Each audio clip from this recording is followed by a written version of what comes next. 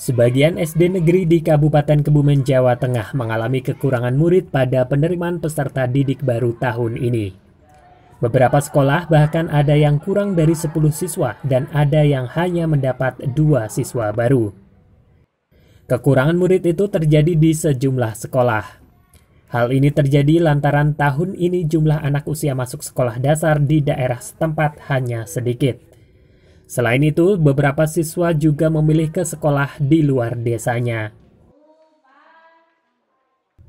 Kekurangan murid di tingkat SD ini terjadi karena ketidakseimbangan antara jumlah sekolah dan jumlah siswa.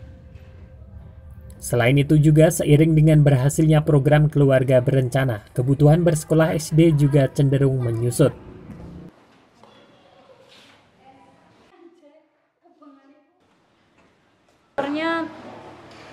Mungkin di sini memang KB-nya sudah berhasil, Mas. Kemudian dari TK saja itu kemarin dari 11 anak itu yang dinaikkan ke SD itu hanya 3 anak. Jadi yang 9 itu masih di TK. Kalau wilayah sini memang nggak ada anak nih, Mas. Caranya kemarin juga saya nyampaikan sama Pak Lurah gimana ini kok? Lah memang KB-nya sudah berhasil, Bu, begitu. Kekurangan murid juga terasa semakin mencolok dengan munculnya SD-SD swasta baru dengan keunggulan-keunggulan tertentu yang memberikan semakin banyak pilihan sekolah baru kepada masyarakat. Beberapa sekolah telah berupaya sebelumnya melakukan sosialisasi ke PAUD maupun melakukan kunjungan door-to-door ke masing-masing rumah warga dengan menggandeng pemerintah desa untuk meyakinkan masyarakat. Berbagai bentuk promosi juga dilakukan. Sebenarnya kami sudah berupaya, bahkan kami sudah menggandeng dengan kelurahan, dengan Pak Lurah, dengan Pak Carit. Kami melakukan upaya door to door untuk untuk menarik siswa mendaftar di SD Negeri 3 Jatiluhur. Kami sudah berupaya dengan maksimal, bahkan kami sudah memberi gratisan, tidak hanya alat tulis. Kami memberi gratisan seragam identitas, kaos kaki, dan juga ada bonus dari sekolah untuk orang tua yang mendaftarkan di SD Negeri 3 Jatiluhur. Sosialisasi ketika door to door kami selalu menggembor-gemborkan program-program unggulan kami yang ada di SD Negeri 3 Jatiluhur. Ada pembiasaan, sholat berjamaah, kemudian hafalan surat pendek, kemudian ada ekstra dan lain sebagainya. Itu sudah kami sampaikan ke wali siswa yang kira-kira sasaran untuk masuk ke SD Negeri 3 Jatiluhur. Beberapa sekolah juga telah dilakukan regrouping atau penggabungan demi menjalankan efisiensi dan efektivitas kegiatan belajar dan mengajar dan sebagai solusi mengatasi kondisi kekurangan murid. Namun di satu sisi penggabungan juga tidak bisa sembarangan diterapkan karena harus mempertimbangkan berbagai aspek seperti kondisi daerah, jarak antar sekolah, dan kondisi sosial budaya masyarakat setempat. Jarak antar sekolah dengan permukiman warga misalnya harus benar-benar diperhatikan. Sebab penggabungan sekolah berpotensi membuat anak-anak di daerah tertentu akhirnya harus menempuh jarak yang cukup jauh untuk pergi ke sekolah. Kondisi-kondisi seperti ini juga bisa dimaknai sebagai hal positif, mendorong bagi semua SD untuk meluncurkan inovasi-inovasi baru, semakin meningkatkan kualitas layanan pendidikan demi menarik minat masyarakat.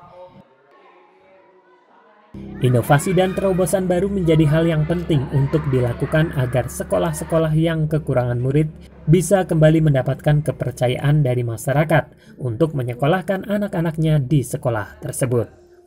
Jika diperhatikan data, kita kan ada yang anak kelas 1 itu 0 siswa, itu memang beberapa sekolah yang memang sudah sepakat tidak menerima peserta didik baru karena persiapan regrouping, itu yang pertama. Terus terkait dengan jumlah siswa yang mungkin di bawah 10 itu, ya karena jumlah anak di lingkungan seputar memang sedikit, ya. Karena satu itu, kedua jumlah sekolah dalam satu desa itu bisa lebih dari 3. Sebenarnya upaya ini sudah kita lakukan jauh-jauh hari sebelum PPDB terkait dengan agar kepala sekolah untuk melakukan promo pendidikan. Promo pendidikan diharapkan wali murid sejak awal itu sudah diberikan informasi hal-hal yang perlu dipersiapkan dengan nanti pelaksanaan PPDB. Tapi paling tidak dengan pelaksanaan IKM ya, implementasi kurikulum merdeka atau Merdeka Mengajar yang setahun ini kita sudah jalan, ya ini yang harus disampaikan kepada masyarakat bahwa proses pembelajaran yang menyenangkan itu sekarang sudah menjadi sesuatu yang harus diterapkan di sekolah kita. Jumlah peserta didiknya sedikit, seperti saya sampaikan tadi, ya nanti kita lihat hasil evaluasinya seperti apa. Tapi kita optimis karena grafik anak didik itu kelas masing-masing kelas juga ada yang merata, ada yang tidak. Ya, dalam tahun-tahun tertentu ternyata juga sedikit siswa. Bahkan juga ada yang di COVID kemarin tidak mendapatkan siswa juga ada. Tetapi di kelas penerimaan peserta didik berikutnya juga ternyata banyak.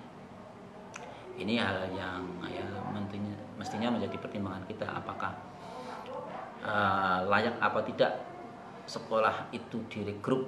Ya, kembali lagi di pengguna jasa pelayanan pendidikan.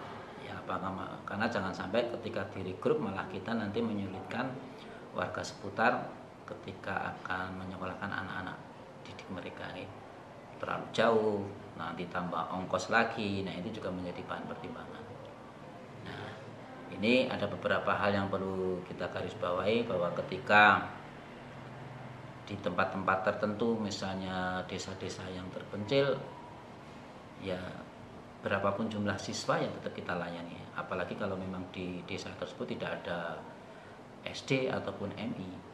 Karena perlu saya ingatkan lagi bahwa pendidikan itu merupakan layanan yang sifatnya dasar dan wajib. Dari Kabupaten Kebumen, berita kami mengabarkan.